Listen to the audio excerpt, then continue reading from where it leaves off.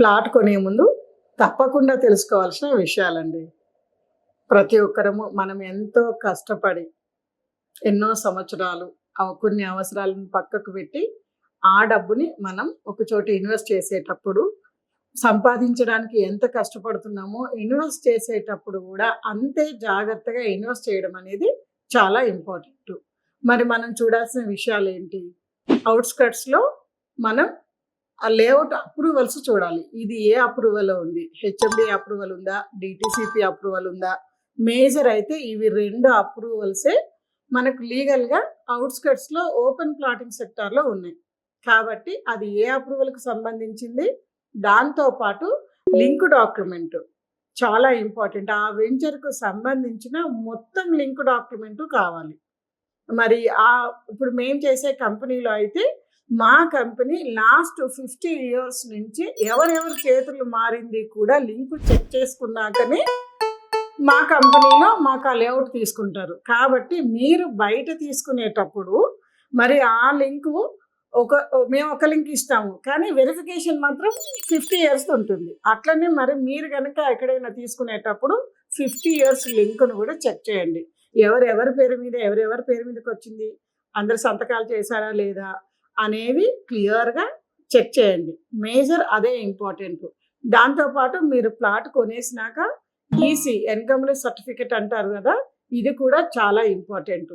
ఏమంటే అసలు మర్చిపోయారు, sale deed, EC and link document. ఇది చాలా గవర్నమెంట్ అప్రూవల్ ప్రకారం రేరా రిజిస్టర్డ్ ఉందా లేదా కూడా చూడండి. ఇది కూడా చాలా ఇంపార్టెంట్. చాలా మంది మొదట అడిగే ప్రశ్న, మేడం రేట్ ఎంతకి ఇస్తున్నారు? ప్రైజ్ కూడా ముఖ్యమే అంటుంటారు. కానీ ప్రైజ్ ఒకటే కాదండి. ఒక ప్లాటు చౌకగా ఉన్నంత మాత్రాన అది మంచి ఇన్వెస్ట్మెంటే అని అర్థం కాదు. ఎందుకని అంటే ఎప్పుడైనా మనం క్వాలిటీ తీసుకోవాలనుకున్నప్పుడు ఏ విషయంలోనైనా మీరు గమనించండి, అనదర్ డే తినే వస్తువులే చూసుకోండి. ఇప్పుడు మనం ఏం తినాలని ఆలోచిస్తున్నాం? Organic products. ఎందుకంటే మందులు జల్లని ఆర్గానిక్ ప్రోడక్ట్స్ తింటున్నాం. మరి అవి కాస్ట్లీ ఉన్నాయా, మామూలుగా ఉన్నాయా? ఒక్కసారి ఆలోచించండి. మరి బియ్యం దగ్గర నుంచి మనం వాడే ప్రతి వస్తువు కూడా బ్రాండెడ్ ఉంటే ఎక్కువ కాలం మన్నుతాయి, మంచి క్వాలిటీ అని ఆలోచిస్తున్నాము. మరి ఇంత కష్టపడి మనం సంపాదిస్తున్న లక్షల రూపాయలని తీసుకొని మరి ఒక దగ్గర ఇన్వెస్ట్ చేస్తున్నాము అంటే క్వాలిటీ మంచిది కావాలి అనుకున్నప్పుడు ఎప్పుడు కాస్ట్ కొంచెం పే చేయాల్సి ఉంటుంది. ఎందుకనంటే ఇప్పుడు ఫస్ట్ టైం మనం కొంచెం కాస్ట్ కరెక్ట్గా పే చేస్తే ఎప్పటికీ దాని వెనకాల మనకు రిస్కులు ఉండవు.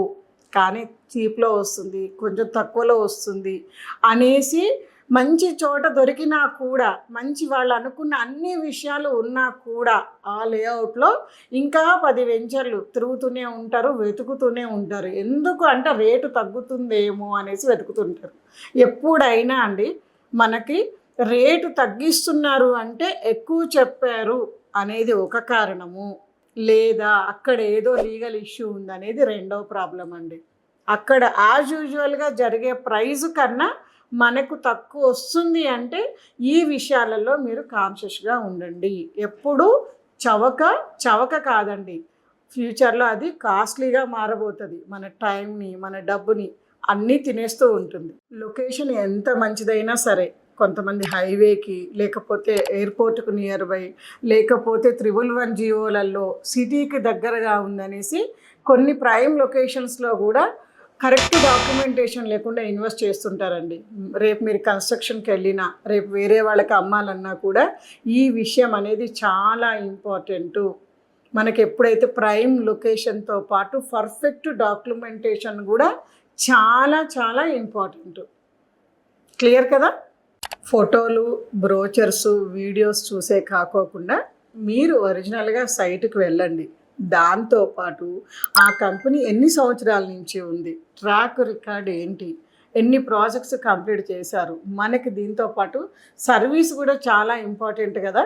ఫర్ ఎవర్ కూడా వాళ్ళ ప్లానింగ్ ఏంటి అనే ఈ విషయాలు కూడా చాలా ఇంపార్టెంట్ అండి. ఎందుకంటే మనకు డాక్యుమెంటేషన్ ఎంత ఇంపార్టెంటో దాంతోపాటు సర్వీస్ కూడా అంతే ఇంపార్టెంట్. ఇవాళ ఉన్న బిజీ లైఫ్లో మనం ప్రపంచంలో చాలా చిన్నదైపోయింది కదా, మొబైల్లో ఎక్కడ ఉంటామో తెలియట్లేదు. ఇటు బుల్లెట్ ట్రైన్స్ కావచ్చు, అటు ఇంటర్నేషనల్ ప్రయాణాలు కావచ్చు. క్లియర్ కదా. మరి అలా ఎక్కడో ఉంటాము, కానీ మన ప్రాపర్టీ సేఫ్గా సెక్యూర్గా ఉండాలి అని అంటే ఫర్ ఎవర్ మెయింటెనెన్స్లు కూడా చాలా ఇంపార్టెంట్. మరి ఆ కంపెనీ ఎన్ని సంవత్సరాల నుంచి ఉంది, ఎన్ని సంవత్సరాలు మనం డబ్బులు పే చేసినా పర్వాలేదండి, కానీ మెయింటెనెన్స్ సెక్యూరిటీ ఇవ్వగలుగుతుంది, అవసరం వచ్చినప్పుడు కన్స్ట్రక్షన్ చేయించగలుగుతుంది అనే విషయాలు కూడా చాలా ఇంపార్టెంట్ అండి. చాలామంది సిటీకి నియర్ బై ఉన్న ఏరియాలలో కొన్నారు, కానీ ఆ కంపెనీ లేకపోవడం వల్ల అవి రేట్లు అంత పలకట్లేదు. ఎందుకనంటే కంపెనీ ఉంటే ఒకరు ఇద్దరు ముగ్గురు ఎవరికి కావాలంటే వాళ్ళకి కన్స్ట్రక్షన్ చేసి ఇవ్వడం వల్ల ఆక్యుపెన్సీ పెరుగుతుంది. ఆ ఎమ్యూనిటీస్ ఏమైతే ఉన్నాయో అవన్నీ యూటిలైజేషన్గా తీసుకొని వస్తారు. అదే కంపెనీ అమ్మేసి వెళ్ళిపోయింది అనుకోండి, ఈ డెవలప్మెంట్ చేసినా ఏమీ ఉండవు. మళ్ళీ ఎవరు ముందుకు వచ్చినా అరే ఇవన్నీ నేను డెవలప్మెంట్లో భుజాన్ని వేసుకోవాల్సి వస్తుంది, నా టైం వేస్ట్ అవుతుంది అనేసి ఎవరు ముందుకి రారు కొనడానికి, రేపు ఉండడానికి. కాబట్టి ఫర్ ఎవర్ మెయింటెనెన్స్ ఉండే లొకేషన్స్లో, మెయింటెనెన్స్ ఇవ్వగలిగిన కంపెనీస్లో కనుక మీరు ఓపెన్ ప్లాట్స్ ఇన్వెస్ట్ చేస్తే చాలా బాగుంటుంది. ప్రాపర్టీ కొనేటప్పుడు ఈరోజు ఎలా ఉందో కాదు, 5-10 సంవత్సరాల తర్వాత ఎలా ఉంటుందో కూడా ఖచ్చితంగా ఆలోచించాలండి. ఎందుకనంటే మనం పెడుతుంది ఇన్వెస్ట్మెంట్ ప్లాటింగ్ సెక్టార్. దేన్ని ఉద్దేశించి పెడతాము, మనము రిటర్న్స్ని ఎక్స్పెక్ట్ చేసి పెడతాము. మరి ఆ ఏరియాలో ఒక 5 to 10 years బ్యాక్ ఎంత ఆక్యుపెన్సీ పెరిగింది లేదా ఎంత రేట్స్ పెరిగాయి కొన్న వాళ్ళకు, నెక్స్ట్ 5 to 10 yearsలో ఎంత రేట్స్ పెరుగుతాయి అనే దాన్ని ప్రాతిపదికగా చూసుకొని ఆ సరౌండ్స్లో ఏమి డెవలప్మెంట్స్ వస్తున్నాయో అది కూడా చూసుకొని దాని ప్రకారం ఇన్వెస్ట్ చేయండి. రియల్ ఎస్టేట్లో మనం పెట్టే ఇన్వెస్ట్మెంటు ఎమోషన్తో తీసుకునే నిర్ణయం కాదండి, నాలెడ్జ్తో తీసుకోవాల్సిన డెసిషన్. ఒక్కరోజు కొంచెం ఓపిక్గా రీసెర్చ్ చేస్తే ₹1,00,000 నష్టాన్ని, టైంని సేవ్ చేసుకోవచ్చు. గుర్తుంచుకోండి, బై స్మార్ట్ నాట్ ఫాస్ట్. మంచి ప్రాపర్టీ కోసం కొంచెం టైం తీసుకోవచ్చు, కానీ తప్పు ప్రాపర్టీ ఉంటే సంవత్సరాలు బాధపడాల్సి వస్తుంది. ఈ వీడియో మీకు నచ్చినట్లయితే లైక్ చేయండి, షేర్ చేయండి, సబ్స్క్రైబ్ చేయండి. Thank you.